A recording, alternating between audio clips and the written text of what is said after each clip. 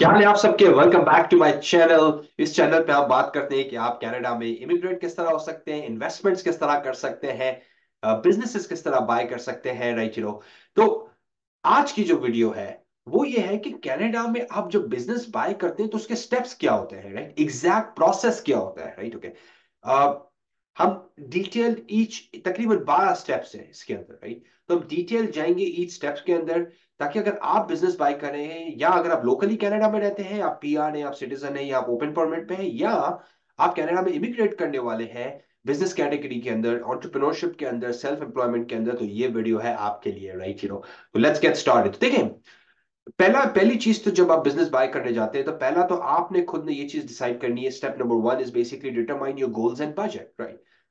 अच्छा, गोल्स अब बजट का थोड़ा सा इंपॉर्टेंट है, राइट। क्या क्या मतलब, कितना कैपिटल चाहिए, वर्किंग कैपिटल कितना चाहिए। एक बिजनेस की बाय आउट कॉस्ट होती है, एक कैश फ्लो हम बोलते हैं working capital, right. Let's say कि अगर आप $1.5 लाख का कन्वीनियंस स्टोर बाय करते हो तो आपको एटलीस्ट 30 से 40 हजार डॉलर वर्किंग कैपिटल चाहिए। 2 महीने का रेंट हो गया, 2 महीने की सैलरीज हो गई, राइट। तो वर्किंग कैपिटल, अगर आप एग्जिस्टिंग बिजनेस बाय कर रहे हैं या नया खरीद रहे हैं उसकी कॉस्ट, ओके। ये दो दो चीजें आपने अपने बजट को डिटरमाइन करना है। नंबर वन थिंग, कितना आप डाउन डालेंगे और कितना आप बैंक से ढूंढ रहे हैं। इन मोस्ट केसेस मैं आपको ये बता दूं, कनाडा के अंदर आपको एटलीस्ट 25 से 35% डालना पड़ता है डाउन, अगर आप स्मॉल बिजनेस ले रहे हैं। इससे कम में आपको नहीं मिलेगा बिजनेस, आपको इतना एटलीस्ट चाहिए। तो लेट्स से कि अगर आपके पास $1 लाख है ना, तो आप बिजनेस देख सकते हो 3 लाख का। अगर आपके पास $50,000 है तो आप बिजनेस देख सकते हो 1.5 लाख का। That's how it basically works, right. तो पहली चीज है आपने अपना बजट और गोल्स भी डिटरमाइन करने। भाई आप चाहते हैं क्या हो बिजनेस से, क्या आप खुद काम करना चाह रहे हो उस बिजनेस में, या आप पैसिव इन्वेस्टर हो। क्या ये बिजनेस एक एक्टिव मैनेज बिजनेस है, तो आप खुद क्या चाहते हो, राइट। और आपका एग्जिट प्लान क्या है। मैं हमेशा लोगों को बोलता हूँ, जब आप बिजनेस बाय करो, बाय करने से पहले ये सोचो कि मैं इसको बेचूंगा किस तरह, राइट। कहाँ बेचूंगा, किसको बेचूंगा, क्योंकि जब आप कोई चीज के अंदर जाते हो ना तो उसका एग्जिट प्लान भी बना के चलो। मोस्ट ऑफ द सक्सेसफुल, आप वॉरेन बफेट को सुन लें, आप बाकी लोगों को सुन लें, वो हमेशा एग्जिट स्ट्रैटेजी के साथ जाते हैं बिजनेसेस को बाय करने के लिए, राइट। तो पहला स्टेप है determine your goal and determine your budget, right. दूसरा स्टेप है बेसिकली आप करेंगे मार्केट रिसर्च। अब मार्केट रिसर्च में बेसिकली क्या करेंगे कि भाई आप डिफरेंट एरियाज को देखेंगे, आप इंडस्ट्री ट्रेंड्स को देखेंगे, आप कंपटीशन को देखेंगे, आप कंज्यूमर ट्रेंड्स को देखेंगे, राइट। लेट्स से कि आप चाह रहे हैं कि भाई आप जो है वो एक हेल्दी जूस और स्मूथीज की दुकान खोलने चाह रहे हैं, ओके। आप उस नेबरहुड की स्टडी करेंगे। आप ये देखेंगे कि भाई किस नेबरहुड में आप खोलें तो आपके सक्सेस होने के चांसेस ज्यादा हैं। आप ये बेसिकली रिसर्च करेंगे कि क्या भी कनाडा के अंदर या लोग जिस नेबरहुड में आप खोलना चाह रहे हो, जिस इलाके में आप खोलना चाह रहे हो, क्या लोग वहां पे हेल्दी जूस या फ्रेश जूस या स्मूथीज पीते भी या नहीं पीते, राइट। ओके, अब ये आपकी रिसर्च बड़ी क्रिटिकल है, राइट। और रिसर्च से मैं इसी वजह से मैं टाइप करता हूं, जो ये बेसिकली जो तीसरे पॉइंट पे आती है, मार्केट रिसर्च और finding a business for cell. क्या होता है कि कभी कभार आपको नहीं पता होता कि क्या रिसर्च करें, and hence that's the reason कि जब आप थर्ड स्टेप पे जाते हैं to find a business for sale, आप प्रोफेशनल के साथ काम करें, ताकि वो बंदा आपको बता सके कि भाई किस चीज में पैसा लगाओ और किस चीज में पैसा ना लगाओ, right. Professional advice is important the moment you start looking for business, right. तो finding a business for sale कहाँ कहाँ पे आप देख सकते हैं, realtor.ca है, kijiji है, फेसबुक मार्केट प्लेस है, loop.net है, बिजनेस फॉर सेल कैनेडा है, 50 डिफरेंट वेबसाइट्स है, आप गूगल कर सकते हैं, राइट। बट वहां पे आपको इनकम्प्लीट इंफॉर्मेशन मिलती है, नंबर वन। नंबर टू, कभी कभार बेस्ट बिजनेसेस मार्केट में नहीं होते बेचने के लिए। तो मैं आपको रेकमेंड ये करूंगा, जो तीसरा स्टेप है ना, right, okay, after market research which is second step, तीसरे स्टेप में आप कोशिश करके प्रोफेशनल के साथ काम करें, राइट। और क्योंकि बिजनेस बाइंग के अंदर जर्नल ये होता है कि आप कमीशन पे आउट करते हैं, आपको कोई अपफ्रंट नहीं पे करना पड़ता। तो जो ब्रोकर होगा आपका, वो कमीशन बनाएगा, राइट। तो आपकी इनिशियल एंगेजमेंट में कोई पैसे तो खर्च नहीं हो रहे, तो बेहतर ये है कि आप प्रोफेशनल एडवाइस लें, बिजनेस ब्रोकर से बात करें, राइट, अकाउंटेंट से बात करें, फाइनेंस वाले बंदे से बात करें, ताकि आप समझ सके मार्केट को। बिकॉज अगर आप नहीं समझ सकते, आपके मिस्टेक करने के चांसेस ज्यादा है। और अब अगर आपके प्रोफेशनल एडवाइस नहीं है, आपकी मिस्टेक होने के चांसेस ज्यादा है, राइट। ओके, लेट्स अज्यूम आपको बिजनेस मिल गया। तीसरे स्टेप में जब आप निकले बाहर, आपको बिजनेस समझ में आ गया, वो फ्रेंचाइज है, वो ऑनलाइन स्टोर है, वो दुकान है, वो ट्रकिंग कंपनी है, it can be 50 different things, right. चौथे step, one of the most critical words जो मैं बोलता हूँ, राइट, वो उसको हम बोलते हैं ड्यू डिलिजेंस। ड्यू डिलिजेंस का क्या मतलब होता है? आप वेरीफाई करते हैं सारी चीजें, कि भाई जब ओनर आपको बोल रहा है कि इस दुकान की सेल 1 मिलियन है, तो क्या भाई 1 मिलियन है, नहीं है? और आप किस तरह वेरीफाई करोगे, राइट? आपको ये पता होना चाहिए कि क्या चीजों को देखना जरूरी है to verify the real income of that business. ये बहुत इंपॉर्टेंट पॉइंट है। ड्यू डिलिजेंस लोग नहीं करते, इस वजह से लोग मिस्टेक्स करते हैं। एक तो पहली मिस्टेक ये करते हैं कि प्रोफेशनल को हायर नहीं करते, राइट। सेकंड मिस्टेक ये करते हैं कि खुद की ड्यू डिलिजेंस नहीं करते, प्रोफेशनल से एडवाइस नहीं लेते। हमेशा याद रखें, कॉन्ट्रैक्ट्स को इवैल्यूएट करें। भाई अगर आपकी दुकान लीज पे है, तो उसकी लीज का कॉन्ट्रैक्ट व्हाट इज दैट? ऐसा नहीं लीज के कॉन्ट्रैक्ट में लिखा हो कि 2 साल में आपका रेंट बढ़ने वाला है। आपका, लेट्स से कि उस दुकान वाले ने किसी से उधार लिया हुआ है, आपको पता ही नहीं है ये बात। ये सारी चीजें स्टेप 4 ड्यू डिलिजेंस के अंदर सामने आ जाती है। कनाडा में ये होता है कि जब आप इनिशियल ड्यू डिलिजेंस कर लेते हैं ना, जब आपको समझ में आ रहा होता है कि भाई इससे ये दुकान मैंने लेनी है, या ये ई कॉमर्स मैंने लेना है, मैंने कर लिए नंबर्स, मैंने सारी चीजें रन कर ली, अच्छी अपॉर्चुनिटी, आस्किंग प्राइस सही है, सारी चीजें सही है, फिर आप 5वें स्टेप पे जाते हैं जिसको हम बोलते हैं negotiate terms and price, right. अब आप खुद सेटिस्फाई हो चुके हैं, आपके पास अगर कोई प्रोफेशनल एडवाइजर है वो सेटिस्फाई हो चुका है कि भाई अच्छी अपॉर्चुनिटी है, फिर आप निगोशिएट करते हैं टर्म्स को, प्राइस को, राइट। आप मेरी एक वीडियो देखना मैंने बनाई थी अबाउट अबाउट बाइंग बिजनेस, किस टर्म्स पे आप कर सकते हैं। कुछ 15 से 20 तरीके से आप बिजनेस बाय कर सकते हैं, बहुत सारे क्रिएटिव वेज होते हैं। कभी कभार क्या होता है कि किसी किसी बिजनेस में बिजनेस फाइनेंसिंग नहीं मिलती, बैंक बोलती है भाई हम नहीं दे रहे पैसे। उसमें आप ये कर सकते हैं कि आप ओनर को बोलेंगे भाई ये 25%, ये 30%, और मैं तुझे हर महीने ओवर द नेक्स्ट 3 साल में तुझे लेट्स से कि $3000 देता रहूंगा, राइट, ओके। तो निगोशिएट टर्म्स और प्राइस के अंदर अगर आपके पास प्रोफेशनल हेल्प है, तो आप उस डील को क्रिएटिवली स्ट्रक्चर कर सकते हो। और देखो कभी कभार क्या होता है, आपको नहीं पता what's the best price, right. तो मैं हमेशा बोलता हूं कि प्राइस में निगोशिएट करो, हमेशा निगोशिएट करो। डोंट वरी अबाउट, हमेशा सेलर बोलेगा कि भाई मेरे पास तो 4 और ऑफर है, मेरे पास ये है, मेरे पास वो है, डजेंट मैटर, राइट। बिजनेसेस एक दिन में नहीं बिकते, तो निगोशिएट करो प्राइस को, ओके। जब आपके प्राइस निगोशिएट हो जाते हैं, तो नंबर 5 के अराउंड एक बहुत इंपॉर्टेंट एक लेटर आप इशू करते हैं जिसको बोलते हैं letter of intent. Letter of intent का मतलब ये होता है कि भाई मैं इस बिजनेस को इंटरेस्टेड हूं बाय करने में, ओके।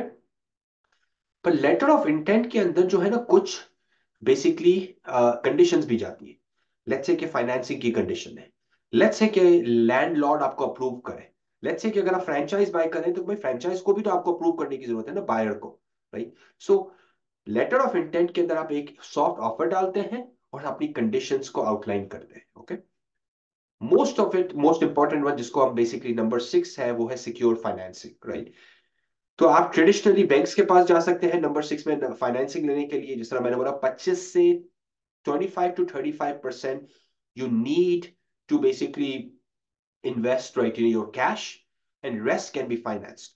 तो ट्रेडिशनली कभी कभार जो है ना, बैंक्स आपको, कनाडा के ना 5 बड़ी बैंक्स हैं, तो बैंक से अगर बिजनेस अच्छा है या फ्रेंचाइज स्टैब्लिश है तो आपको लोन मिल जाएगी।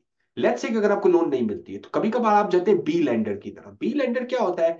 लेट्स से मार्केट का रेट अगर 5% चल रहा है, बी लेंडर आपको बेचेगा 6% इंटरेस्ट पे, 6% पे या 7% पे।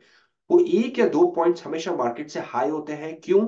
क्योंकि वो हाई रिस्क डील्स को कैपिटल देते हैं, फाइनेंस करते हैं, राइट। तीसरा तरीका ये होता है कि आप ओनर फाइनेंसिंग ले। आप ओनर को बोलेंगे भाई, जिस अर्न आउट बोलते हैं जिसको, बड़ी कॉमनली थिंग, कि मैं 2 से 3 साल में आपको पे करूंगा, राइट, ओके। और interestingly a lot of the times owners इस बात पे मान जाते हैं, राइट, ओके। नंबर 7 थिंग, 7 आपका आता है legal and regulatory requirements, okay. यहाँ पे बेसिकली आप करते ये हैं कि आप जाके अपनी कॉर्पोरेशन रजिस्टर करवाते हैं, बिजनेस रजिस्टर करवाते हैं, क्योंकि अभी तो आपको पता है कि आप बिजनेस खरीदने वाले, तो आपको अपनी कंपनी चाहिए ना, जो कंपनी उस बिजनेस को बाय करेगी, राइट, ओके। तो आप अपनी कंपनी रजिस्टर करवाते हैं, राइट, ओके। हमने एक डिटेल वीडियो भी की थी कि कनाडा में किस किस्म की कंपनीज होती हैं।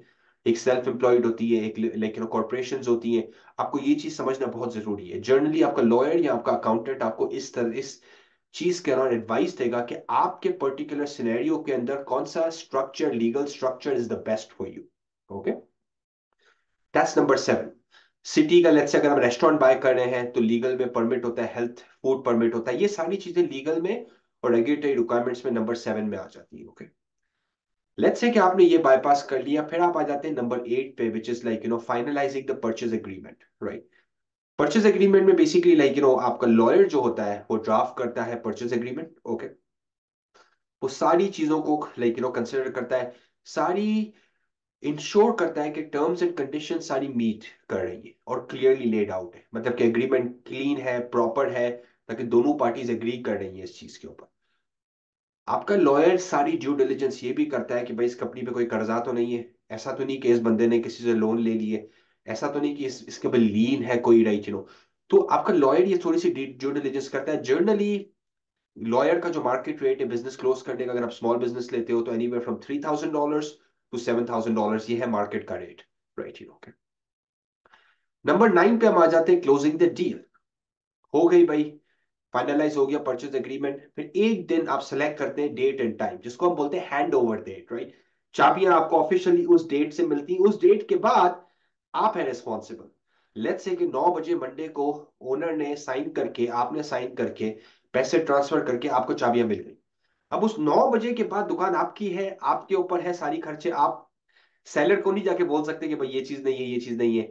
तो जो क्लोजिंग, जो बेसिकली जो क्लोजिंग द डील होती है, जो डेट होती है ना, राइट ओके, वो बड़ी क्रिटिकल होती है, बिकॉज लीगली उस डे के बाद, उस डे से पहले सेलर सारी चीजें ओन करता है, उस डे के बाद बायर सारी चीजें ओन करता है। लेट दैट बी, अगर लेट्स से उस डील के अंदर लैंड इन्वॉल्व है, या लैंड नहीं भी इन्वॉल्व है, लीज इन्वॉल्व है, एग्जिस्टिंग स्टोर है, एसेट्स है, इन्वेंट्री है, सारी चीजें, तो एक डेट असाइंड होती है, उसको हम बोलते हैं closing the deal date. Okay, number 10 जो होता है, ये मोस्टली लोगों को पता नहीं होता, पर यहाँ पे कनाडा में बहुत कॉमन है कि लोग अपने एग्रीमेंट्स के अंदर ट्रांजिशन और इंटीग्रेशन भी डलवाते हैं।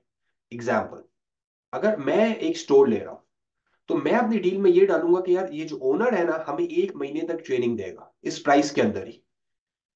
तो मेक श्योर करें कि आप ट्रांजिशन और इंटीग्रेशन का क्लॉज डलवाएं। क्यों? कि देखो, आपको पता ही नहीं है उस बिजनेस के बारे में, आपने एक दिन चाबी ली, अब आपके हाथ में सारी चीजें आ गई। मसला क्या होता है, बहुत सारे लोगों के पास they are not ready, sometimes they are not prepared, वो उनको सारी चीजें पता नहीं होती बिजनेस के बारे में। तो पर्सनली आई रेकमेंड कि हमेशा हमेशा, अगर आप प्रोफेशनल के साथ काम करेंगे तो वो आपको बताएंगे, पर नंबर 10 में हमेशा आप ट्रांजिशन और इंटीग्रेशन का प्लान डालें अपने अपने कॉन्ट्रैक्ट के अंदर, 100% आप डालें। बिकॉज आप हमेशा प्रीवियस ओनर से ट्रेनिंग लें कि उस बिजनेस को चलाना किस तरह है, क्योंकि उसके पास भी 50 आइडियाज होते हैं, राइट नंबर 11, राइट। अब आप आ जाते हैं, जब आपने डील क्लोज कर ली, सारा काम हो चुका है, अब आप आ गए कंप्लायंस और ऑनगोइंग मैनेजमेंट की तरफ, राइट। कंप्लायंस का क्या मतलब है? आपके टैक्स रेगुलेशंस, क्या आपने प्रॉपरली सीआरए के साथ अकाउंट, कैनेडियन रेवेन्यू एजेंसी के जो टैक्सेस हमारा है, जो टैक्स कलेक्ट करती है, क्या उसके साथ अपना अकाउंट खोला ही नहीं खोला, राइट के आपके एम्प्लॉयमेंट कॉन्ट्रैक्ट्स प्रॉपरली हुए हुए नहीं हुए हुए, आप बाकी जो कुछ भी आपके जो लीगल कंप्लायंस है आप कर रहे हैं नहीं कर रहे। एग्जाम्पल ये है कि भाई अगर आप सिगरेट बेचते हैं तो कनाडा के अंदर सिगरेट आप ओपनली डिस्प्ले नहीं कर सकते, तो आपको कवर करनी होती है सिगरेट। तो ये सारी चीजें आ जाती है 11, नंबर 11 के अंदर, कंप्लायंस एंड ऑनगोइंग मैनेजमेंट के around. Number 12 is actually not a process, but it's ये बड़ा इंपॉर्टेंट पॉइंट है जो मैं बार बार आपको रिइटरेट कर रहा हूं, कि देखो, सीक प्रोफेशनल एडवाइस, राइट। थोड़े से पैसे लगते हैं आपके, पर आप 1.5-2 लाख की, 5 लाख की मिस्टेक ना करो ना, इसी वजह से आप लोगों को हायर करते हो। तो प्रोफेशनल अकाउंटेंट को हायर करो, प्रोफेशनल लॉयर को हायर करो, प्रोफेशनल लाइक बिजनेस एडवाइजर्स को हायर करो, बिकॉज दैट्स इंपॉर्टेंट। आपने एक बार मिस्टेक कर ली किसी गलत डिसीजन में, that's a lot of money, right. तो ऑलवेज सीक प्रोफेशनल एडवाइस, ये मेरी मेरी भाई, अगर किसी कम पैसे वाले को अफोर्ड कर सकते हो तो कम पैसे वाले को करो, पर हमेशा professionally advice low. Don't do it 100% yourself, right. क्योंकि हम बोलते हैं ना कि कभी कभार हमारी आंखें, जो हॉर्स जिस तरह पहनता है ना, इस तरह तो horse can only see in the front, पर एडवाइजर्स क्या करते हैं, आपको एक 360 व्यू बता देते हैं बिजनेस का। आपको ये बता दें कि यार ठीक है, मैं आपको एग्जांपल देता हूँ कि अब बहुत सारे लिकर स्टोर्स हैं सेल के ऊपर अल्बर्टा में, आपको पता है क्यों? क्योंकि अल्बर्टा ने लॉ निकाला है कि भाई जनरल स्टोर जो है ना वो लेकर कैरी कर सकते हैं बहुत जल्द। इनफैक्ट पायलट प्रोग्राम शुरू हो चुका है। तो अगर जनरल स्टोर लेकर कैरी कर सकता है तो भाई लेकर स्टोर में की वैल्यू कम हो जाएगी। अब अगर आपके पास अगर प्रॉपर एडवाइजर नहीं है तो आपको तो ये बात पता ही नहीं चलेगी। Right, okay.